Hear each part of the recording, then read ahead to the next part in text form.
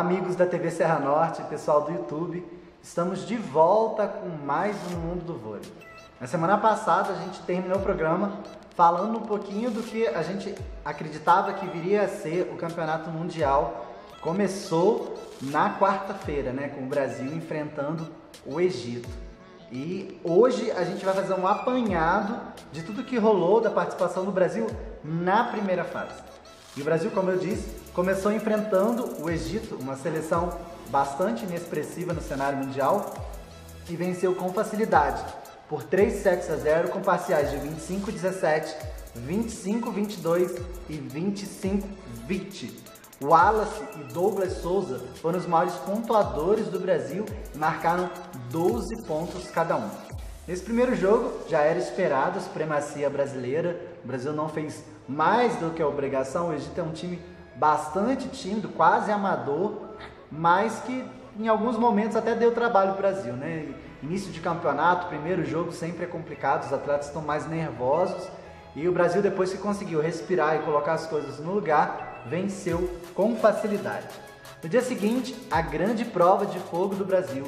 A gente enfrentaria a França, né? Um dos maiores bichos papões da atualidade. A França que vem aí com o Mbappé, né? O maior jogador da atualidade no mundo inteiro. Então, assim, era o grande teste para o Brasil. E a gente começou super bem, abrindo 2-0, assim, com muita categoria. O Brasil se impôs nos dois primeiros sets. E aí, o técnico francês resolveu mexer em meio time.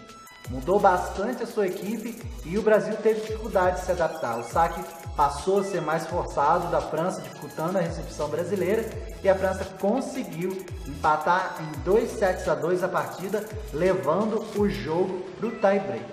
Tie-break foi pau a pau, jogo de altíssimo nível. Eu estava assistindo, confesso que fiquei para lá de nervoso, mas o Brasil conseguiu se impor e depois de chegar a estar perdendo por 12-11, virou em 15-12.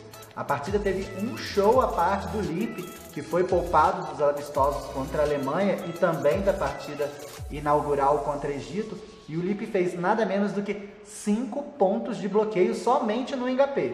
O Lipe praticamente matou o Mbappé na partida. Dos 3 últimos pontos do Brasil, um foi do Lipe bloqueando o Mbappé, o outro foi do Maurício Souza, também bloqueando o Mbappé, e o último, um ace do Lucão. O Brasil mostrou muita força, encheu os olhos da torcida e a gente começou a enxergar o Brasil realmente como um dos favoritos ao título. Mas aí, depois dessas 2 primeiras vitórias, o Brasil enfrentou a Holanda, e aí já como franco favorito. E não é que os holandeses aprontaram para cima de nós brasileiros? Pois é, a Holanda, jogando com alguns reservas desconhecidos de nossa comissão técnica, surpreendeu o Brasil e, mesmo perdendo o primeiro set, virou a partida e venceu por 3-1, com as parciais de 21-25, 25-20, 25-20 e 25-21. Um tropeço que ninguém esperava. O Wallace, irreconhecível em quadra. Na verdade, o time todo jogou bastante abaixo do que pode jogar, mas principalmente o nosso oposto, a nossa bola de segurança, esteve irreconhecível na partida. A Holanda, muito aguerrida, muito corajosa, impôs uma pressão imensa ao Brasil e conseguiu aí 3 pontos valiosíssimos e colocaram o Brasil numa situação bastante perigosa no seu grupo. Todo mundo ficou apreensivo, ninguém esperava. O Brasil recentemente fez amistosos com a Holanda aqui no Brasil e venceu todos os amistosos, né, sem muita dificuldade. E dessa vez a gente viu uma Holanda muito forte e um Brasil muito abaixo do que poderia render, né? A impressão que a gente tinha é que o Brasil tinha gasto toda a sua munição contra a França e chegou contra a Holanda achando que ia só bater bola, e aí tomou um 3-1, né? Muito complicado, os ânimos ficaram bastante exaltados, e aí a gente tinha o Canadá, né? Tinha que vencer o Canadá de qualquer maneira para tentar lutar aí para ficar entre os primeiros na chave, quiçá ainda conseguir o primeiro lugar. O jogo não foi fácil. O Canadá vem jogando muito bem, mas o Brasil conseguiu fazer 3-1. Parciais de 25-22, 19-25, 25-23 e 25-18. Quem jogou muito nessa partida foi o Douglas. O Douglas tem jogado muito bem, tem se destacado. O Wallace foi o maior pontuador, fez 24 pontos, voou. Foram os dois grandes destaques desse jogo, assim como na primeira partida também, né? E o Douglas vem mostrando um amadurecimento a cada jogo, um crescimento muito grande no seu voleibol, né? Tem usado muita potência nos ataques, tem ajudado no fundo de quadra, um saque primoroso. O Douglas está crescendo muito e sendo muito importante, né? A gente tem essa deficiência nas pontas, visto que a gente perdeu o Lucarelli por lesão, perdeu o Maurício Borges, né? Então, assim, Douglas está com uma missão muito pesada nas costas, mas tem conseguido corresponder, e nesse jogo contra o Canadá deu um show à parte ao lado de Wallace, que voltou aos seus melhores tempos. Brasil 3-1, classificado para a segunda fase. E aí restava a gente enfrentar os chineses em busca do primeiro lugar. Não bastava para o Brasil apenas vencer, mas a gente tinha que torcer para que os franceses também derrotassem o Canadá, que vinha muito bem na competição. E não deu outra coisa a não ser o vento soprar a nosso favor.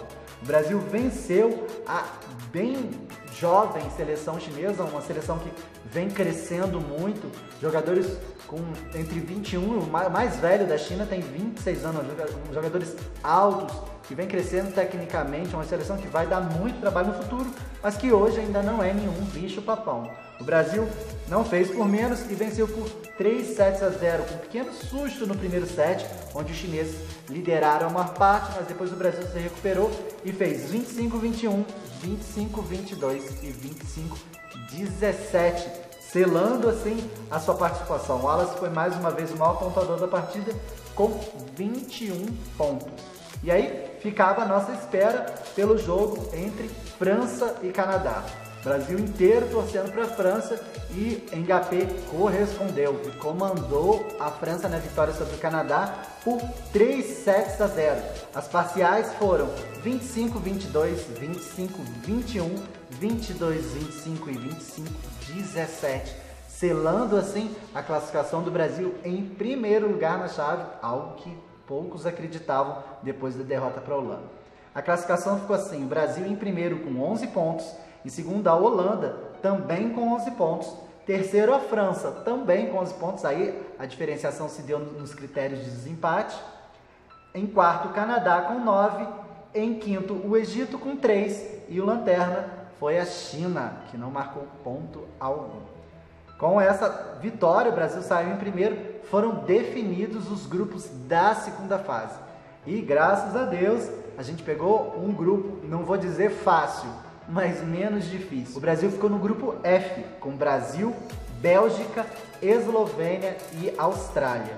Aí eu acredito que a Bélgica possa dar um pouquinho de trabalho, talvez a Austrália e a Eslovênia, eu confesso que ainda não vi jogar. Ouvi algumas pessoas falando que vem jogando bem, mas para mim ainda é uma incógnita. Mas a Austrália tem um time bem armado e a Bélgica pode dar um pouquinho de trabalho ao Brasil.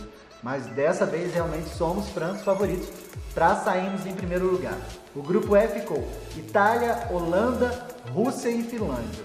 A Holanda, que mostrou serviço na primeira fase, vai ter que suar a camisa de novo. Itália e Rússia, na minha maneira de ver, vão brigar aí pela primeira colocação do grupo. Vai sair farpa aí, porque são duas equipes que podem ser realmente candidatas ao título da competição. No grupo G, a gente tem Estados Unidos, Irã, Bulgária e Canadá. Eu acho que o Irã vinha muito bem, teve uma queda nos últimos anos. A Bulgária, eu vi a partida que eles fizeram contra a Polônia, tem um voleibol de muita força, pode dar um certo trabalho também. O Canadá vem fazendo grandes competições, mas com certeza os Estados Unidos é o grande favorito do grupo e deve passar em primeiro. Por fim, a gente tem o grupo H, que é o grupo da morte, porque a gente tem a Polônia, a melhor campanha do Mundial até aqui, a Sérvia, de Atanasiewicz, e a França, de Mbappé, além da Argentina, que deve ser o saco de pancada aí do grupo, mas que também pode aprontar alguma e mexer com essa classificação. Difícil dizer quem vai passar desse grupo. O triste é saber que uma dessas três grandes potências vai ficar de fora, não tem como. Então, assim, vai ser um grupo aí, quem gosta de voleibol e puder assistir os jogos desse grupo, vão ser jogos de matar ou morrer. Muito bom mesmo. Então, assim, a perspectiva que a gente tem para essa segunda fase é que o Brasil passe em primeiro lugar, tranquilo, né, nessa segunda fase. Passam apenas os primeiros colocados de cada grupo e os 2 melhores segundos colocados de todos os grupos.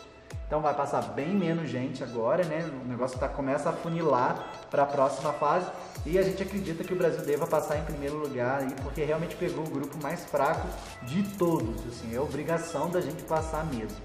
Mas voleibol é jogado e vai ficar difícil de a gente ter certeza. Mas vamos acompanhando aí, semana que vem a gente está ligado, a próxima fase começa amanhã, né, sexta-feira, e a gente vai estar ligadinho aí para semana que vem passar para vocês tudo o que aconteceu. Bom, seguindo agora, a gente vai para o saque rápido.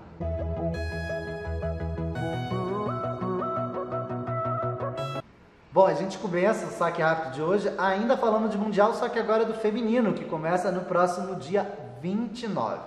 Pois é, essa semana Zé Roberto anunciou mais 2 cortes da seleção que vai disputar o próximo Mundial. Foram cortadas as atletas Monique Pavão e Fernanda Tomé. A Monique já não tinha sido convocada num primeiro instante, acabou sendo convocada para Montreux por causa da lesão que a Tandara sofreu no ombro, né, e teve que ficar aí 3 semanas sem treinar. Então a Monique foi chamada para essa competição, acabou nem sendo titular, como muitos esperavam, né? Quem acabou sendo titular na competição foi a Rosa Maria e agora a Monique acaba sendo cortada de vez. A Fernanda Tomé tinha sido convocada porque jogou a Copa Pan-Americana, fez um belo trabalho lá, mas não conseguiu se firmar no grupo. E com isso o Zé Roberto tem 15 jogadoras na mão, sendo que só podem 14 serem inscritas no torneio. E ontem, né, o Brasil viajou para o Japão, onde vai fazer toda a aclimatação até o início do campeonato mundial, com 15 atletas. E aí fica aquela dúvida, quem vai ser cortado? Na verdade, o grande ponto de interrogação é a ponteira Natália, né? Uma das grandes jogadoras do Brasil que vem se recuperando aí de uma tendinite crônica e não se sabe ainda em que condições ela está de jogo, né? Parece que nas últimas semanas ela já voltou a saltar nos treinos, mas com certeza está sem ritmo de jogo. E Zé Roberto ainda está avaliando, sempre foi um grande admirador do voleibol da Natália, ele está deixando até o último minuto para fazer esse corte, que poderá ser bastante traumático, né? E aí, normalmente a gente teria 2 possibilidades. O Brasil está com 4 centrais e 4 ponteiras. Então, dessas 2 posições deve sair o corte definitivo. Eu particularmente acho que ele não vai cortar nenhuma das centrais, porque quase todas têm problemas físicos, isso é uma preocupação, né? A gente tem aí a Thaísa, que está voltando de uma cirurgia, ainda não tem com totais condições, não está com ritmo ideal de jogo, né? A gente tem a Bia, que junto com a Tandara ficou de fora das últimas 3 semanas, também por uma lesão no ombro. A gente tem a Denise, que sente uma lesão no joelho. A única que realmente está 100% é a Carol, essa não vai ser cortada. Então, assim, se vier um corte nas centrais, vai ser das outras. Mas eu acho arriscado, acredito que Zé Roberto não vai cortar nas centrais. Nas ponteiras, a gente tem um leque muito grande, porque tem Drusila, tem Amanda, tem Garay e tem Rosa Maria, né? Então, a gente acredita que dessas aí uma sai. A Rosa dificilmente vai sair, porque jogou a última Montreux como oposta, e o Zé Roberto não tem uma oposta reserva. A Rosa foi muito bem como oposta, né? Que já era a função primordial dela, né? Recentemente que ela passou a ser ponteira. Então a Rosa deve sair. A Drusila vem muito bem. Fernanda Garay é intocável, vai ser titular da seleção brasileira. A gente tem a Gabi também, né? Que dificilmente vai sair. Então, assim, acredito eu que a dúvida do Zé Roberto é entre Natália e Amanda, né? A gente fica aí temeroso por esse corte de última hora, né? O corte vai ser anunciado no Japão. E quem ficar de fora vai ser bastante chato mesmo. Mas a gente torce para que Deus ilumine o Zé e que ele faça a melhor escolha para que o Brasil possa brilhar também no Mundial Feminino. Bom, a gente vai falar agora no Saque Rápido uma notícia muito triste, né? Morreu essa semana o jogador brasileiro Vinícius Noronha, de apenas 26 anos.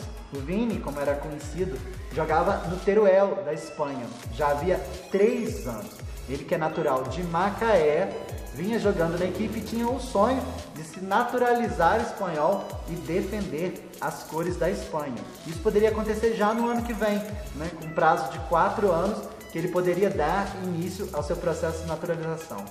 Segundo familiares, ele vinha conversando por telefone com a namorada quando ela perdeu o contato e não conseguiu mais falar com ele. O corpo de Vinícius foi encontrado na sua residência no dia seguinte desse acontecido, já sem vida, e não se sabe até agora, não se foi concluído o inquérito, não se sabe qual foi a causa da morte do atleta brasileiro. Uma notícia muito triste, um rapaz novo com potencial. Na última Liga Espanhola ele foi considerado o melhor líbero da competição, tinha uma vida inteira pela frente, estava namorando há pouco tempo, tinha um sonho de ter filhos, de constituir família, mas infelizmente isso aí foi interrompido pelo destino.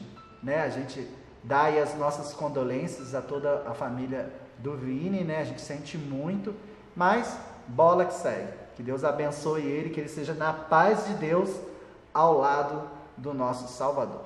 Tá ok? Bom, vamos falar agora de um grande atleta? Então a gente vai direto para o Personalidades do Vôlei.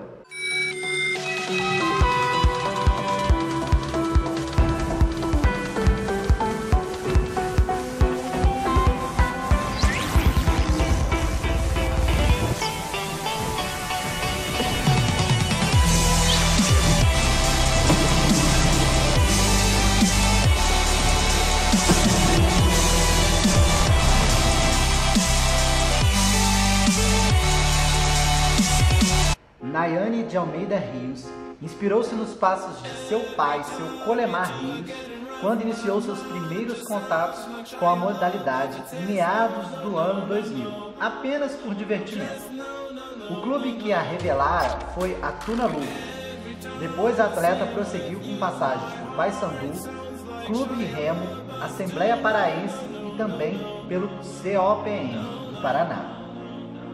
Em 2008, representou a seleção paraense na categoria juvenil da primeira divisão no Campeonato Brasileiro de Seleções, conquistando o título de forma invicta e sem perder nenhum set. A competição foi sediada em São Luís do Maranhão. No ano seguinte, conquistou os títulos do Campeonato Paraense, tanto na categoria Infanto-Juvenil quanto na Juvenil, além do vice-campeonato na competição da categoria Adulto. Neste ano, alcançou o 4º lugar nas Olimpíadas Escolares, sediadas em Maringá.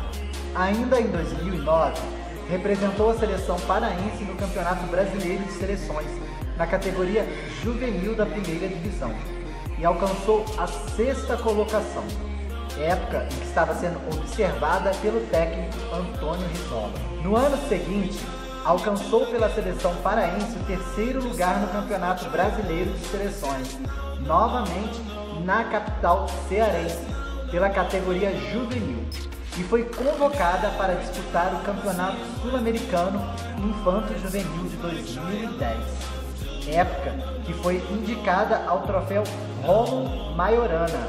Além de conquistar o primeiro título internacional, ainda foi eleita a melhor levantadora. Na temporada 2010-2011, foi contratada pelo Macaé Esportes e disputou sua primeira Superliga. Nessa jornada, encerrou na 6ª colocação. Voltou a servir a seleção brasileira na categoria Infanto-Juvenil, vestindo a camisa 8. Disputou o Campeonato Mundial de 2011 em Ankara, na Turquia. Mas o desempenho da equipe não foi o suficiente para avançar às finais, encerrando apenas em 6º lugar. Na temporada 2011-2012, foi contratada pelo Pinheiros, encerrando na 9ª posição da Superliga.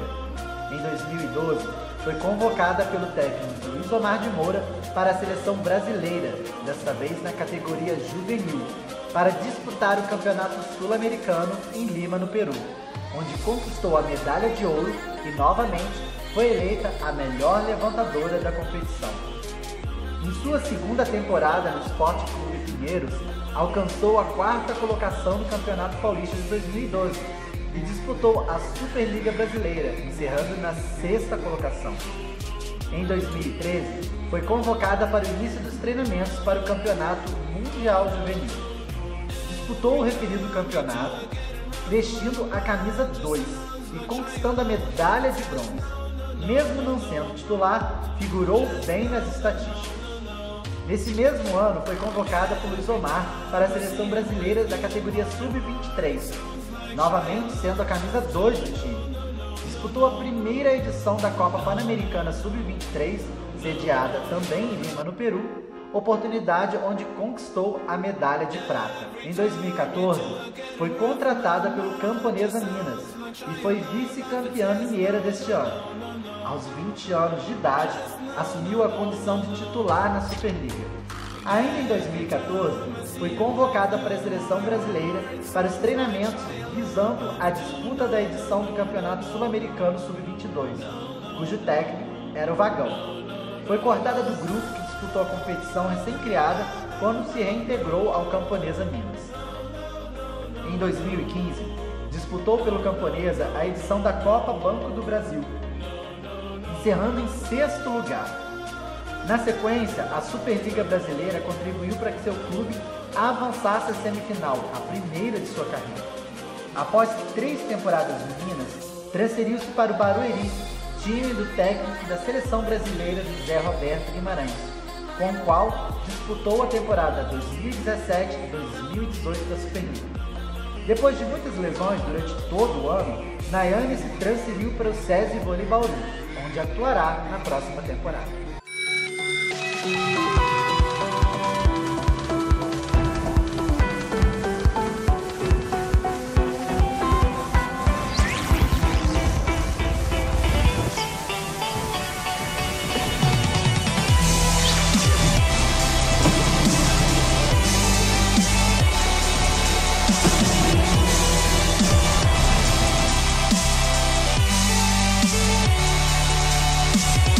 Bom, e depois da gente falar dessa pedra preciosa que ainda precisa ser lapidada, a Nayane é uma jogadora aí da nova geração que tem um potencial muito grande, tem um bloqueio muito bom, um saque muito bom, uma mão muito boa, precisa um pouco mais de discernimento nas jogadas, assim, aprender a ter um pouco mais de precisão e ganhar ousadia, principalmente no uso dos centrais, das centrais no caso, né?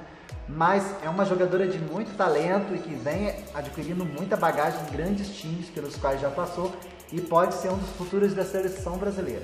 Depois da gente falar da Nayane, a gente vai ficando por aqui. Mas semana que vem eu espero vocês de novo para continuar falando do Campeonato Mundial e as meninas já estão aí quase entrando em quadra também, tá ok? Espero vocês, Um beijo grande e até lá!